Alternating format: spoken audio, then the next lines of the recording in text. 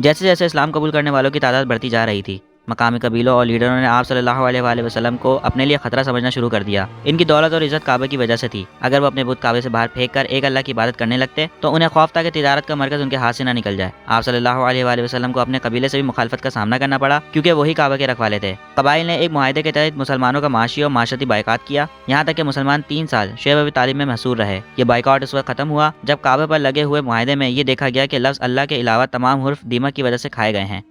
जब मुखालफत हद से बढ़ गई तो आप सल्लल्लाहु अलैहि वसल्लम ने अपने साथियों को हबशा, जहाँ एक ईसाई बादशाह नजाशी हुकूमत करता था, उसकी तरफ हिजरत करने की इजाज़त दे दी। 620 ईस्वी में आप सल्लल्लाहु अलैहि वसल्लम मेराज पर तशरीफ़ ले गए। इस सफ़र के दौरान में आप सल्लल्लाहु अलैहि वसल्लम मक्का से मस्जिद अक्सा गए, वहाँ तमाम अंबिया किराम की नमाज की इमामत फरमाई। फिर आप सल्लल्लाहु अलैहि वसल्लम आसमानों में अल्लाह ताला से मुलाकात करने तशरीफ़ ले गए।